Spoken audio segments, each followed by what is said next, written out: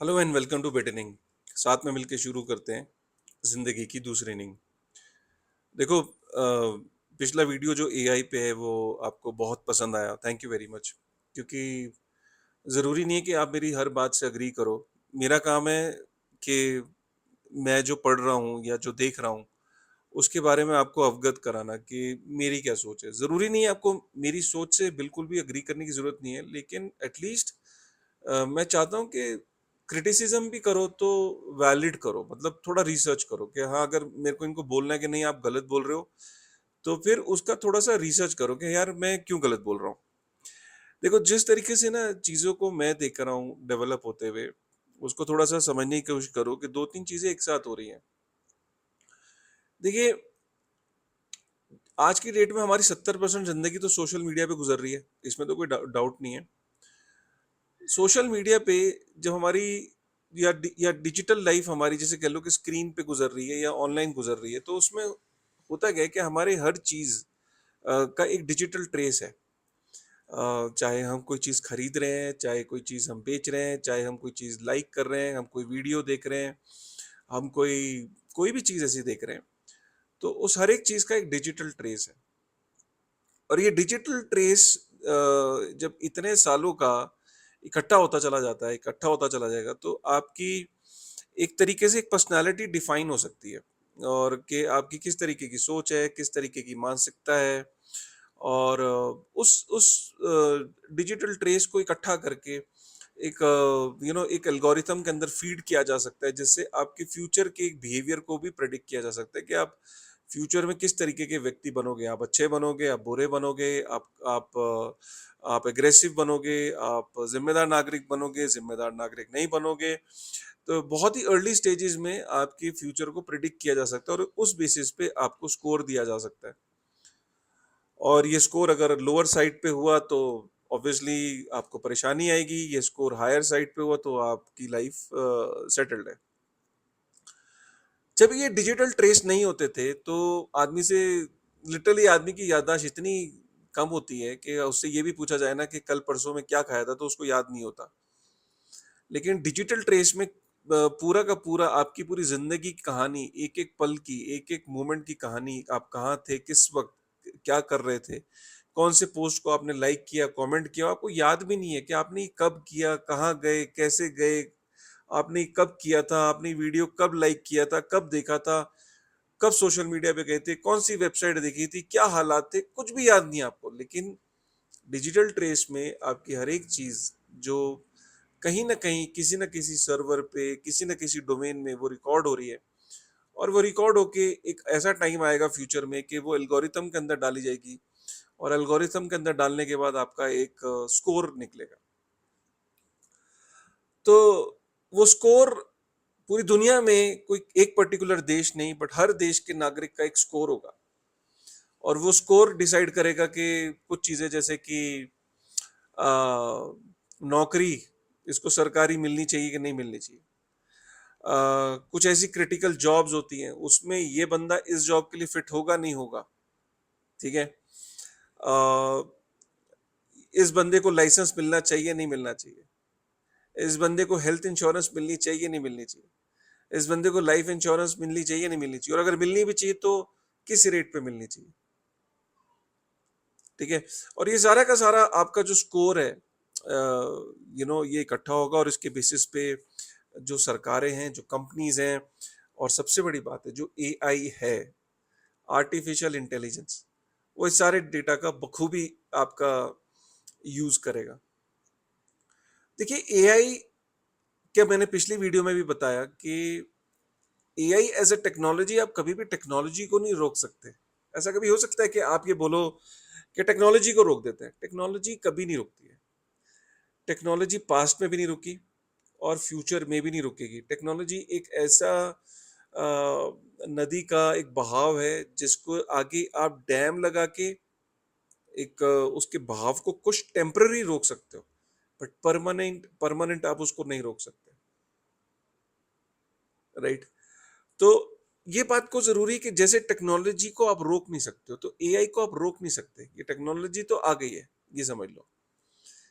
Point सिर्फ इतना है कि हम इसके खतरे को समझें कि इस वक्त जो ये टेक्नोलॉजी जो लोग बना रहे हैं, जो चंद लोगों के, खासकर अमेरिका की के ही लोग हैं। अमेरिका के लोग पहले भी सोशल मीडिया पे उन्होंने आपका डेटा पे कब्जा किया।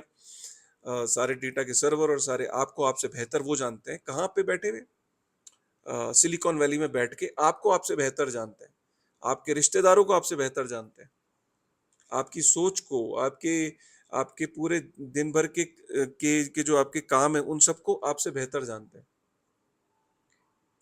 अब अभी तो वो बेहतर जानते थे, अब उसको वो कैसे वो उस डेटा को मैनिपुलेट करके वो उसको एक एल्गोरिथम में डाल के कैसे वो किसको वो पेश करेंगे, यू नेवर नो।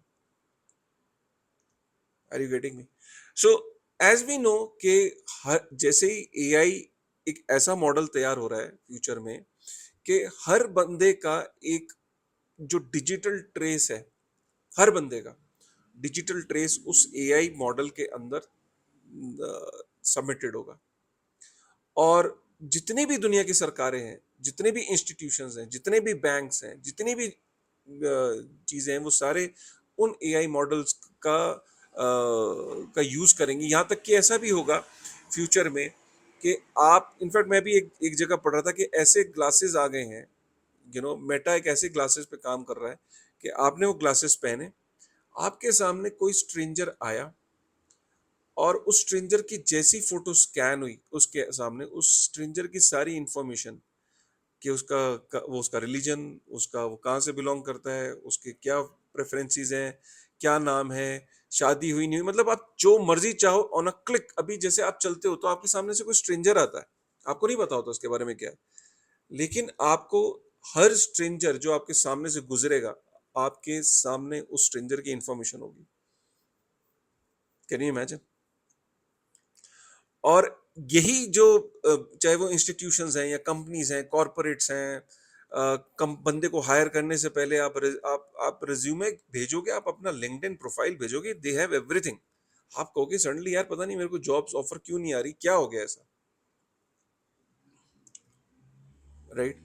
सो अब अगर आप ये चीज देखें तो सिर्फ एआई को एक पर्टिकुलर उसको मत देखिए। अगर आप देखो एआई, फिर आप देखो सीबीडीसी, और अगर आप दोनों को कॉम्बिनेशन में देखो, राइट, कि कल को आपका एआई की वजह से आप जो जो ड्रैकोनियन जो सिचुएशन बन रही है कि जिस तरीके से ये प्राइवेट एंटिटीज कुछ मिलके बना रही हैं, और ये जो कुछ 3-4 लोग हैं और ऊपर से सीबीडीसी, तो ये एक ऐसा ड्रैकोनियन एक सिस्टम हो जाएगा कि जिसमें मनी को प्रोग्राम किया जा सकता है। जब मनी को प्रोग्राम किया जा सकता है तो ये हो सकता है कि भाई जैसे इस बंदे का ये वाला स्कोर नीचे हो जाए तो इसका सीबीडीसी वॉलेट जो है वो फ्रीज हो जाए 7 दिन के लिए, या इस बंदे का ये बिहेवियर अगर ज्यादा हो जाए तो 5 दिन के लिए एज अ पेनल्टी इसका सीबीडीसी वॉलेट फ्रीज हो जाए। सीबीडीसी वॉलेट फ्रीज होने का मतलब है कि बंदे के पास गाड़ी हो, बंगला हो, सब कुछ हो, लेकिन अगर उसका वॉलेट बंद हो जाए तो वो रोटी नहीं खा सकता। आप आप बंगले को और आप मोबाइल फोन को लाखों रुपए के आप खा तो नहीं सकते ना। आप खाने के लिए तो आपको रोटी चाहिए, अन्न चाहिए। रोटी के लिए आपको कुछ राशन भी लाना पड़ेगा। राशन आज आप लाते हो, कभी कार्ड पे लाते हो, कभी क्रेडिट कार्ड पे, कभी पेटीएम पे, कभी यूपीआई पे, कभी कैश में। सपोज करो पूरी दुनिया में एक ही सिस्टम हो, सीबीडीसी, और आपको राशन की दुकान पे राशन लेना है, लेकिन क्योंकि आपके पिछले महीने कुछ एक आध पड़ोसी से झगड़ा हो गया था, और 2-3 आपने चालान आपके ज्यादा कट गए थे, और 1-2 आपने पोस्ट गलत लाइक कर दिए थे सोशल मीडिया पे, तो भाई जी आपके 7 दिन के लिए आपका सीबीडीसी वॉलेट बंद कर दिया, पेनल्टी, बैठे रहो।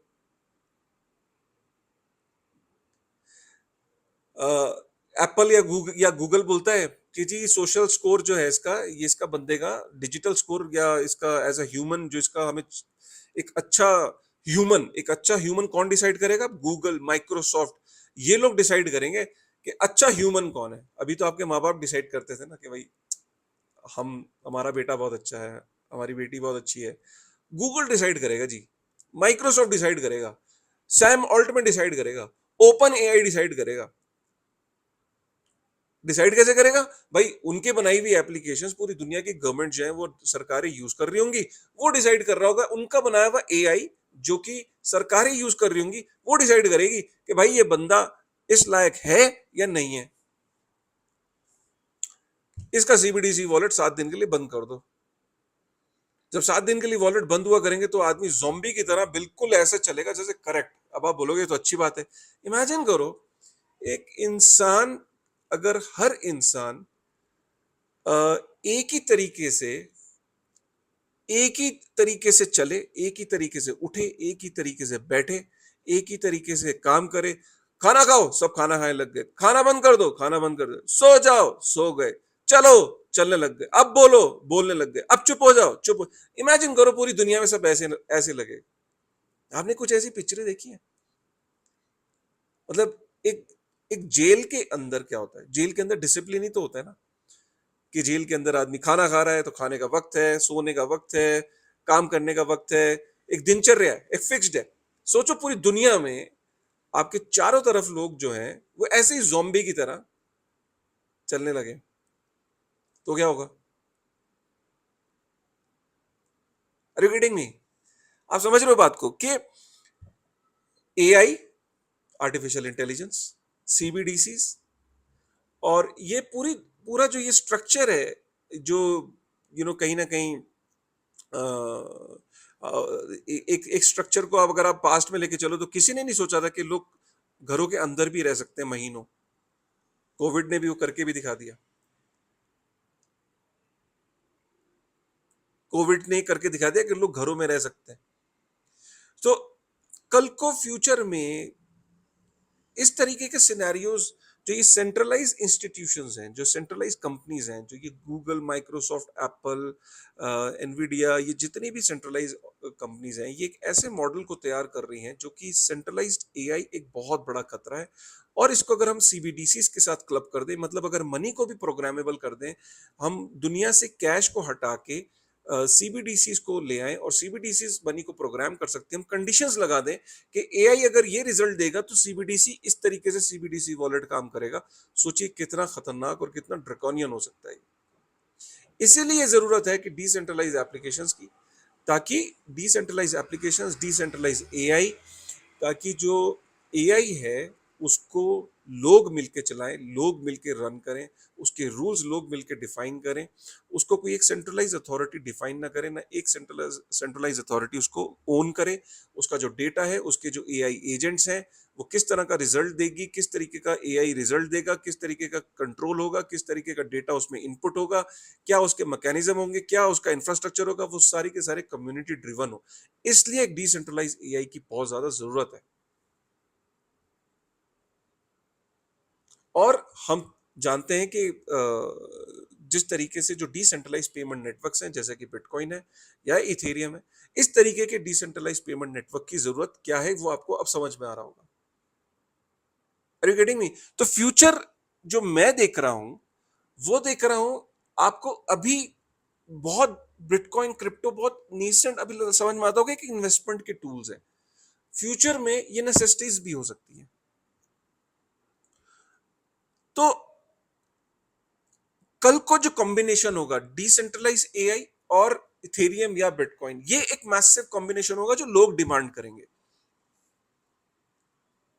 आज तो आपको सिर्फ ब्लैक रॉक और ये एक ईटीएफ का टूल, एक इन्वेस्टमेंट टूल, एक स्टोरेज ऑफ वैल्यू, ये सब ठीक है, ये एक फेजेस है। लेकिन एक फ्यूचर में अल्टीमेट फेज आएगा जब centralise AI plus CBDC versus decentralise AI plus bitcoin और इथेरियम।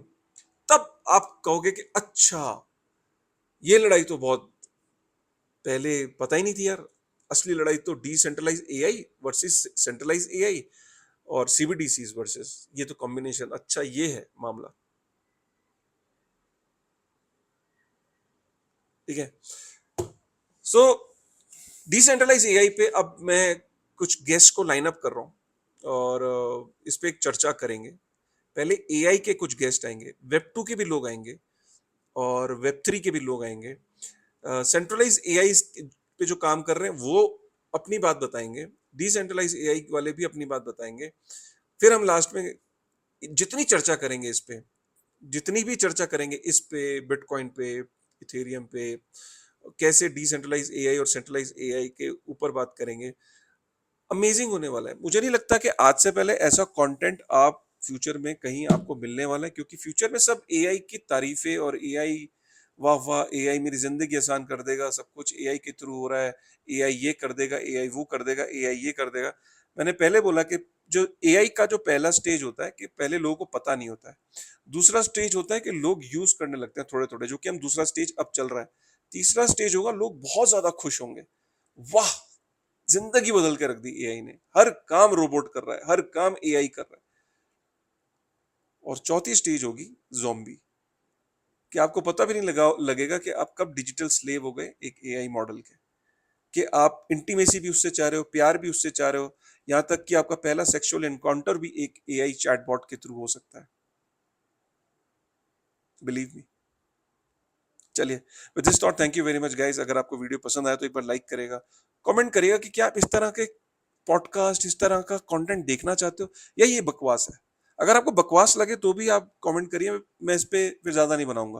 बट आपको लगता है नहीं इट मेक्स सेंस जो काशिफ जी बात कर रहे हैं इस पे, और हमें मंथन करना चाहिए, और हमें गेस्ट को बुलाना चाहिए, और इसमें जो लोग चीज बना रहे हैं उनको बुला के उन्हीं से समझना चाहिए। अगर आप चाहते हो तो एक बार प्लीज कमेंट करके बताइएगा। With this thought thank you very much.